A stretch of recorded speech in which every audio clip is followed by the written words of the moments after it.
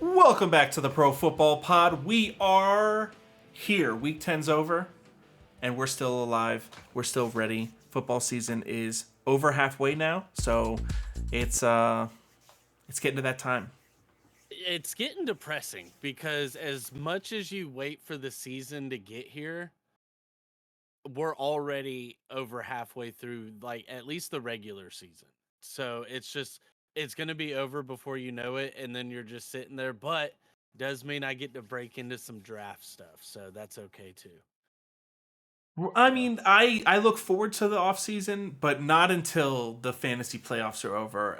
It's still middle of the time that it matters the most right now. We're bringing you the studs and the duds, the people that killed it, mostly the people that killed it. We love to talk about the people that are doing really well from week 10. Yeah, you don't want to throw too much poop on somebody, but it needs to be acknowledged when there is poop to be acknowledged. And if there's a trend of it. Yeah, we don't want trending poop. Well, let's start it off by talking about Josh Dobbs. Josh Dobbs, since he's been playing for the Minnesota Vikings, is undefeated. He's put up 31 points and 27 points for his offense, and he has 2 touchdowns last week and 1 touchdown this week. He's got a rushing touchdown every week for the last 4 weeks. Josh Dobbs looks like a fantasy stud. Uh, Rightful, absolutely. And his first half last week was absolutely electric. You thought just by that first half, the Vikings were up, what, 27-6, 27-3 at the end of the first half. And it was insane. I pulled up the fantasy stats, right around halftime. And you'd have thought the game was over just by Dobbs' stat line, Addison, Hawkinson. Like they all were just eating in the first half. It was awesome. Hawkinson's game was basically over. I don't think that he played much in the second half because he had been battling injuries throughout the week. Yeah, And just let him coast. yeah, I mean, I guess you didn't need him. The 4 touchdowns in 4 weeks rushing is what has me the most impressed. I mean, he has 5 rushing touchdowns, which is the same as Lamar Jackson for the year, The and yardage that comes with it too. he's the second best rushing quarterback. He's played in every single game so far this year. I mean, it's a bit impressive what he's doing in such a small sample size already. He's got Denver and Chicago for the next 2 weeks. It's Those are great good opportunity. matchups. And the Vikings are playing out of their mind right now, on all cylinders. Like They're they have doing so it many for weapons Kirk. over there to work with. They really are. Kirk O'Chains, baby. They're doing it. They're doing it for the skull, baby. Now, after 5 weeks, Brock Purdy and the 49ers looked like they were an unbeatable force. And then they were a beatable force for 3 weeks in a row. They got a bye week, and they came back fully healthy. They have 100% of the people that they were missing on their offense, except for, I think, Trent Williams. I don't know if he's back yet, the left tackle, but they at least had He Debo was back. He he was was back. active. So Yeah. they had They everybody didn't. back. They didn't come back 100%. They came back 120%. Well, true. Now, I want to know though, is it overreaction Monday on them of holy hell, they're back to being dominated? What what's gonna happen? And like they're just gonna absolutely just roughshod through the entire season here. And It then made now, but I do, how much of a factor is it to where they just were on a bye week? And so they had that extra time to prepare. Shanahan every off a team is bye popped week off a bye. is almost legendary. The guy just never loses coming off of a bye week. He's basically like Andy Reid. And also, we've kind of seen to this point as well, like, are the Jags a little bit of frauds? Kind of like the Bills. Like, They're so up is it and all just down. like a mixture there that comes together that was just an explosion of just domination for the 49ers? I've heard people talking about how much emphasis people give to all of the turnovers that Josh Allen has so far this year, and at this point, 9 touchdowns and 10 turnovers for Trevor Lawrence is not okay. That's not like what we're looking for, and he's turning this team that was supposed to be one of the best teams in the AFC, and they've won a bunch of games, but now everybody's kind of questioning Their what are the Jags. defense has won them a bunch of games, and Yeah. that's what's not been talked about is how much their defense has been creating turnovers. They're one of the top 3 teams in the league in forced turnovers this year, and that's just giving your offense extra opportunities. So it's kind of masking these things on the offense where we saw in this last game versus the 49ers, if your name wasn't Christian Kirk, you were irrelevant. Now, with Sad the to see. 49ers, 296 yards, 3 touchdowns from Brock Purdy, looked like a real NFL quarterback, won the game on his back. They weren't just relying on Christian McCaffrey. McCaffrey's touchdown record ends on a tie. He didn't get to claim the record as his own, even though Shanahan wanted to give it to him. 4 plays in a row on the goal line. Like, that's impressive. Oh yeah, he was trying to get Dude. it to Yeah, they him. tried too late though. They should have been trying all game. I mean, Juszczyk got one. Come on now, what are we doing? That Yeah. actually pissed me gotta let off. Juicy When I J saw get one Juice, every now and then. no. When I knew what was on the line and I saw Juicy J get in, nah. It's pissed about me off. winning the game, and you don't think that you're going to hold the Jags to 3 points About winning going into the game. You don't think that that's going to Yeah, happen. we're You, up 30. they're supposed to be a play top to 5, win top 10 the game. offense. So you play to win. Okay, you know. use that best running back that you pay all that money. The best running back in the league. Get him in the end zone. Brock Speed Purdy's got something Tampa Bay this coming week, which Tampa Bay's been in a bunch of shootouts because their defense is not doing as good as they were supposed to do going into the season. I think that going into the rest of the season, Brock Purdy looks like a good candidate to roster, somebody to hold on to. He definitely has a bunch of favorable matchups. He still plays Philly. He plays Arizona week 15. He does have Baltimore week 16, which is the semi championship or the championship game for a lot of people. But I don't know. I think that with that team that he's got, they're going to be able to compete in that game. And if Baltimore doesn't even need to win because they've already got their division locked up, I don't know. That division's wide open right now. them losing The this past week was AFC huge. is becoming wide open right now. The AFC playoff race is going to be awesome. It is. Now, in case you guys haven't noticed, we've become a very Commanders-centric podcast, so we're going to keep it rolling with Antonio Gibbs studying it up. Antonio Gibbs has been a fantasy darling for years. Gibson, sorry. I keep saying Gibbs, right? It's the Dobbs.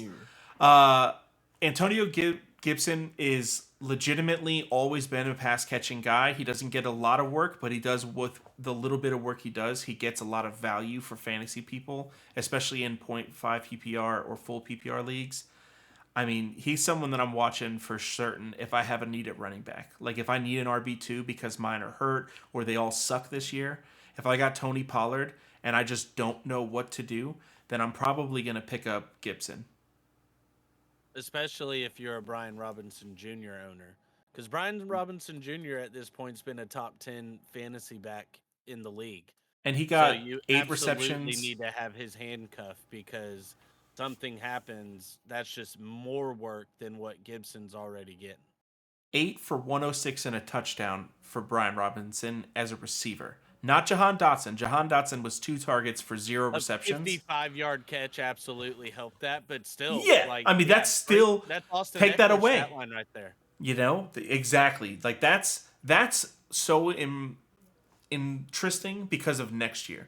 Now, Brian Robinson, if he continues to get work like that and becomes a pass catching guy as well as being every down runner, it could be very interesting for a second round pick next year.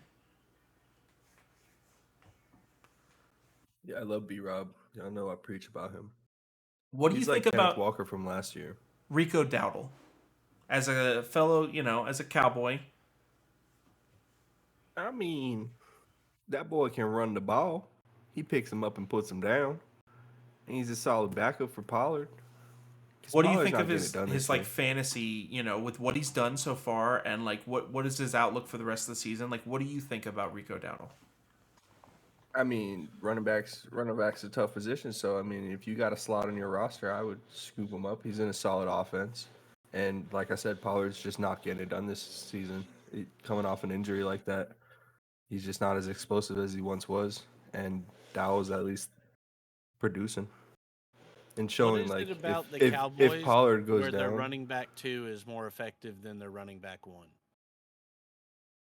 that's a good question. We should It, probably it work hasn't on always that. been like that. I mean, I just don't get it. Here it's- late, like the last That's couple why we seasons were in now. the contentions of getting Derrick Henry. Like, that's why we were talking about getting him, because we need a true number one. I think Pollard is a true number one. I think that That's the where you're amount wrong. of work that the amount of work that he's been getting is solid, but not enough. He isn't touching the ball often enough in some of these blowout victories that you guys have. You That's guys what I have, was gonna. Games where you're scoring 49 points and he doesn't see the end zone one time. That's insane to me. He he should had be an 2 easy touchdowns bet week 1 and to 0 get in the end cents. zone, but he's not. 2 Yeah, touchdowns week 1, 0 it's cents. insane.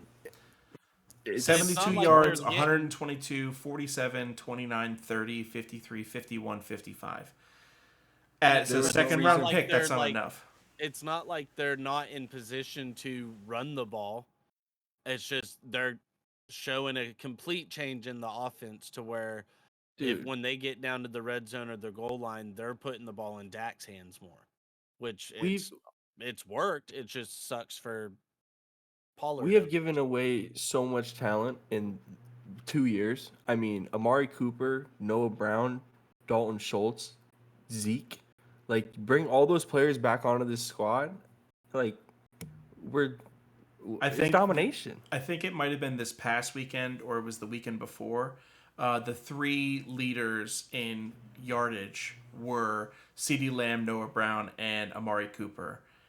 And there were pictures getting And Dalton put out Schultz was up there. on X about how all 3 of those guys in practice at the same time, like on the same squad, all in the same receiving core, and like what Dallas had and let go. I mean, they let Amari Cooper go because they thought he was done, and he really isn't. He's obviously still a great talent. I agree on some of what you said about Rico Dowdle. I think that he's a very risky player to own just because Dallas doesn't have a great like upcoming schedule, and it looks like CeeDee Lamb is legitimately going to get fed 10 targets a game no matter what. No matter As he what. should. They were up a bunch and they were still passing it. He had 10 targets that game. Like, even whenever they He's pulled a Dak, top I 5 think receiver CD in was the league. still in and still getting targets. So they're not going to be able to stop him. He wants to play. He wants to get the numbers. He wants to beat Dez and Michael Irving and all these other legends that wore the 88 and be the best. So I respect him. I'm so glad I have him on my dynasty. I'm pro CD Lamb for the rest of his career. I think he's going to have a phenomenal career. He's finally taken off, but he also has a team that's finally feeding him the ball. He's always open. Jamar Chase might have said that's it, because he but like can run great routes. CD and Lamb he's is got the 7'11", body. dog. The build for it. So something that's interesting with CeeDee Lamb and Noah Brown. Obviously, we're bought into CeeDee Lamb. You start him, you fire him up. He's doing a record right now. If this next week, if he does over 150 yards, like he's already tied with the record right now for 3 consecutive weeks of over 150. Noah Brown is on his. If he does it this week, that'll be 3 weeks for him. And so I'm really intrigued to see whether or not he'll be able to. If Stroud's going to feed him that. Over 150 with 10 catches as well. Yes. So I thought how that else are you he gonna get already 150? had the record for 150 with 10 catches for 3 games in a row. That nobody had ever done that. 10 That's for catches CeeDee for Lamb. one. Well, he already owns the record for that, but like. But that's what I'm saying. Noah Brown's on his trail. Like this Yeah. game coming up, Well, he Noah has Brown the doesn't makings have to be 10 able to do catches. that. In the last Nobody's 2 done games. that. Are you Now, sure about while that? we're on the Yeah, I think he had Cowboys, 7 last week. just good transition to the next guy on the list, Brandon Cooks, CD's running mate. Brandon And Cooks the- finally had 10 targets in this game. Popped off in this game. And he is this team's making a playoff push. Big veteran players with big veteran presences I think Odell Beckham for the Rams a couple years ago is a really good example where this guy came in and at the end of the year was able to make the type of plays that were able to get them going to win the big games. Dallas has a couple of easy games coming up, and then they have a very tough schedule. After Washington, they have Seattle, Philly, Buffalo, Miami, with the last two being away games. I think that Brandon Cooks is going to have big games, and he's showing that he's still he's only 30. It's tough to say he's gonna because Martavis Bryant might make his way up. Like Martavis Bryant, dude. He looks That like would be CeeDee Lamb. shocking. He's taller. Like Yeah, he's an athletic build. He's also been out I of the league know, for like, 3 I know. seasons. 3 or 4, something like But that. it's someone 31 who can years just take old, away like, some yeah, looks. it'd be awesome, but it would be shocking. Brandon Cooks is Mr. Consistent. Gets 1,000 yards almost every year on like 10 different freaking teams. It's crazy what his This career is the time is. though. He should fire up. So I'm excited like it, for The him. but Ryan I'm like, Fitzpatrick of wide receivers. Like we If it doesn't said, happen, don't I get don't excited about Dowdle. Get excited about Brandon Cooks. If Brandon Cooks is available on your waiver wire and you can drop a Jalen Hyatt or one of these guys that doesn't matter, go out and get Brandon Cooks.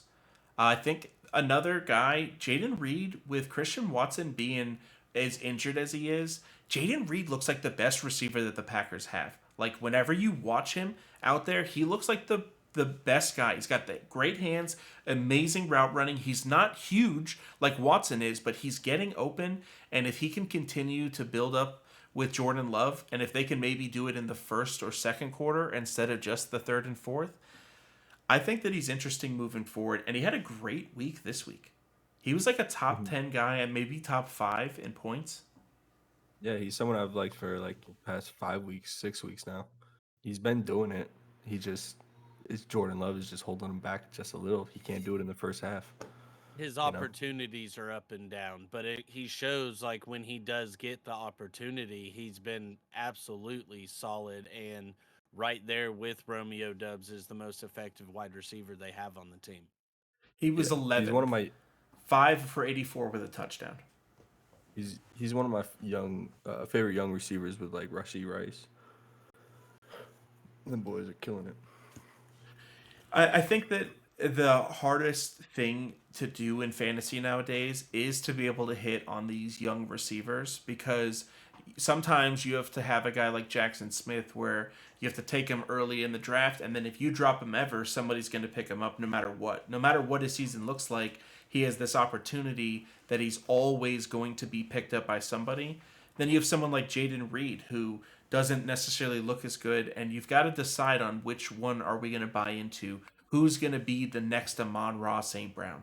Who's going to be the next guy that pops out of nowhere that had a horrible first 3 quarters of the season and then ends elite?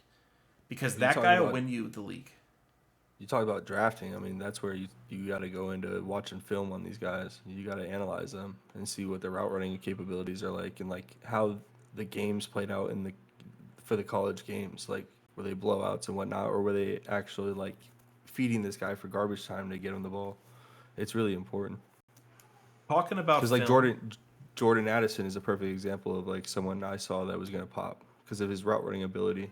He and just can get everybody open no matter what. is watching receivers to try to find who the next guy is. And I think this offseason was the first time that everybody was watching the tight ends. This was supposed to be one of the greatest tight end classes ever.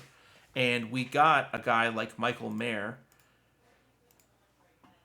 Kincaid, Laporta, who finally Miami. popped off. He finally had a week that we were looking for. And I don't helped. I think that I think also the young quarterback. We've been talking about it over and over and over. When these guys have the young quarterback, that means that they've got to get it done now or never. Yeah. Like they're the guy that we're going to be throwing the ball to. It's now's the time. So I think that he's an interesting guy. I mean, he had 5 targets, 3 for 19 with the touchdown. The touchdown saves him, but the 5 targets is what's interesting. It was The a tough touchdown defense was awesome too. Yeah. He just went up and mossed right over him. And I mean, he was my favorite tight end coming out in the draft just because I felt like he was the most well-rounded guy from a And blocking placement-wise. perspective, catching perspective, route running, big body, all of it together as a package. So to see him, starting to actually get more work here, and I think it is just beneficial him having the rookie quarterback because when in doubt, you just panic and look for the big guys. So love what Michael Mayer is doing so far. I'm hoping to see the opportunities grow here more in the future. You should. Another interesting guy from this past weekend, Jake Ferguson. It's the Cowboy episode. Obviously had a touchdown, baby. but the reason that I like talking about him right now is he's had 17 targets over the last 2 weeks. The Giants were supposed to be a very good defense against the tight end, and they couldn't stop this offense at all on any facet. But 7 targets, 4 receptions, 26, and a touchdown. That touchdown could have absolutely been run in. And instead, they love to go to the play action tight end in the red zone. 3 touchdowns in 3 weeks since the bye week. Like, they're obviously trying to work this guy into their system. I think he's on a Dalton Schultz level of, even against the tough matchups like Carolina next week, the 31st matchup against tight ends. I'm looking to start this guy. He's on too good of an offense. They're in scoring position too frequently, and they're going to run through Carolina. Washington, Seattle, like, they've got some decent matchups, but man, it's just like Brandon Cooks. Like, I want players that are going to be in positions to score. I want players that are going to be on good offenses, that they're going to be controlling the ball, and I think that that's what this guy is. Would you start him over Dalton Schultz? Probably not. No, Dalton Schultz is on one of the most doing this type of offenses that there is in the league right now. Like, the Cowboys are already the Cowboys, and CeeDee Lamb is so much better than every player on the freaking the Houston Texans. Like, every single player pales in comparison to CeeDee Lamb. So he's always going to take the majority of that look at that time. Dalton Schultz is honestly the second or third best pass catcher that they have.